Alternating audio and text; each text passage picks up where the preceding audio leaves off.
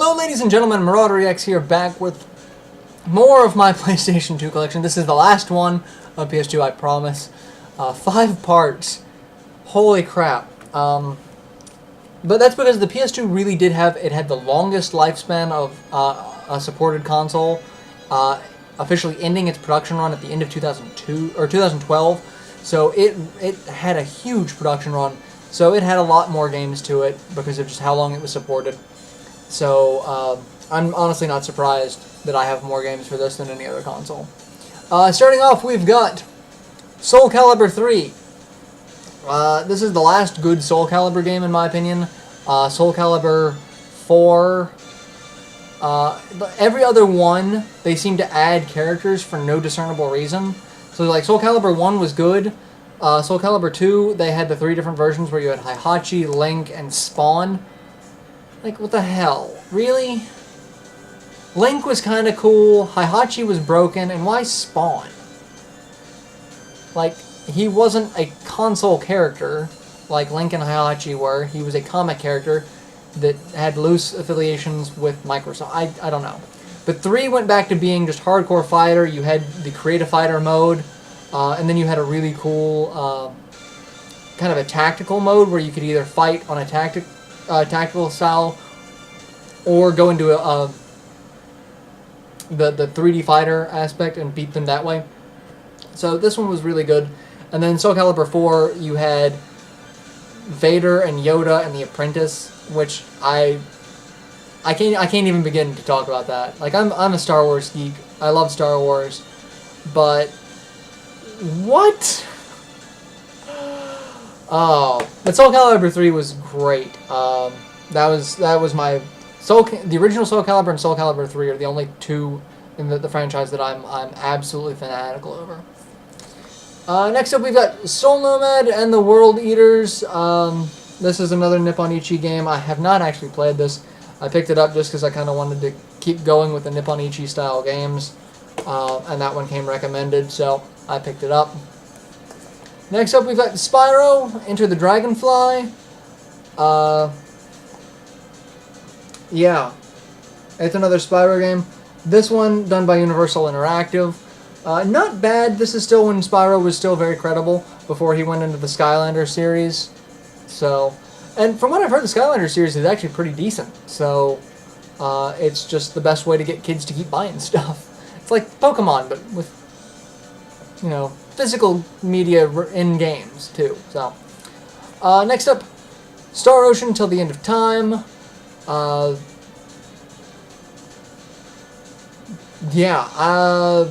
Sanchez played this way back in the day, and started showing me a lot about it, but this before I even had a PS2, so I didn't get a chance to pick it up, but I watched him play it forever. I have not played it myself yet, mostly because I just have so many of these games that I haven't had the time. But I will play it, and it is a Star Ocean game, so I'm very looking forward to playing it myself, and remembering some of the things that I've seen before watching him play it. Because it was one of those games that he's like, you need to buy a PS2 for this. I'm like, I don't have the money to buy a PS2 right now. So I didn't. But now that I have a PS2, this was actually given to me as a gift because of that story. Not by Sanchez, though, by someone else, I believe. So next up, another Atlas title. Stella Deus, The Gate of Eternity. No idea what this one's about. I picked this one up on a whim. It looks like a tactical RPG. It looks like it has some very unique art style to it, but I know nothing about it, but it looked interesting, and Atlas, it's hit or miss, so I took a chance on it. Hopefully it'll turn out really good. Next up, we've got Suikoden 3, Suikoden 4, Suikoden 5, and Suikoden Tactics. First up, the numbered Suikoden games, because I knew I was going to be getting all of the numbered Suikoden games. I already had Suikoden 1. These were given to me as a birthday. All 4 of the Suikodens here were given to me as a birthday gift from my wife, because she knew I was going to get into it, and then she also picked up Suikoden 2 for me on the PS1, so that I'd have all the number ones and have the complete Suikoden console collection. I don't have the one on, what is it, DS? Tetris? I can't pronounce that either. But I've heard 3 is fantastic, and then it gets kind of weird for 4 and 5, but I really do want to play them. I'm really looking forward to playing them. And then, of course, there's a tactics game based in the same world. I had to get in on that. So, thanks to her for picking up all of those and completing my Suikoden console collection. I do kind of want to get the one on the DS. I've heard a lot of good things about that one, especially from Luth. But Suikoden 3, is, I've been told, is probably the best one next to Suikoden 2. So, why not? Let's try it out. Next up, we've got Tales of Legendia and Tales of the Abyss. So, I picked these up together, mostly because this one was kind of cheap, and this one I had a great deal on at the time. This one, the price was shooting up for this one, and I could not figure out why, because I didn't think it was all that rare. But the price was going up and up and up. GameStop was selling it for like 40 bucks used at one point, so it was one of those games. But I found it for kind of cheap, so I picked it up. And then the price started dropping down, and it's like next to nothing for a while. Mostly because I think the 3DS title came out, which made people not care about this version. But they're both Tales games, meaning they both have the interesting action-oriented combat system. This one has gotten better reviews than this one. I haven't played Legendia, but I've played a little bit of Abyss. The character designs in it, this is when I mean, all the Tales games have had kind of some strange character designs, but they start getting a little even farther out there the more they go. Again, watermelon on the head in Tales of Graces. What the hell's up with that? Next up, Unlimited Saga. This is another Saga game done by Square Enix. This one actually looked like it had a very unique combat system, but I have not really gotten a chance to play it. So, but I've also heard out of the Saga games, this is actually one of the lowest well-received. So I don't know. I loved Saga Frontier 1 and 2, but I don't know. Haven't tried it. Next up, we've got Valkyrie Profile 2. I picked this one up because of how much I loved and hated Valkyrie Profile 1. I had a very love-hate relationship when I first picked up Valkyrie Profile because I got stuck and I couldn't do a damn thing. It pissed me off and just frustrating. So I got rid of it, and then I rebought it, and then I picked up this one because I'm like, okay, the first one, I've gotten over my hatred of it. But this one is not as... I mean, the graphics to it are considerably better because it is a PS2 title, so they did kind of go all out with the graphics. But it's missing something. I've never quite been able to put my finger on it. It's like, it's missing the charm, I guess.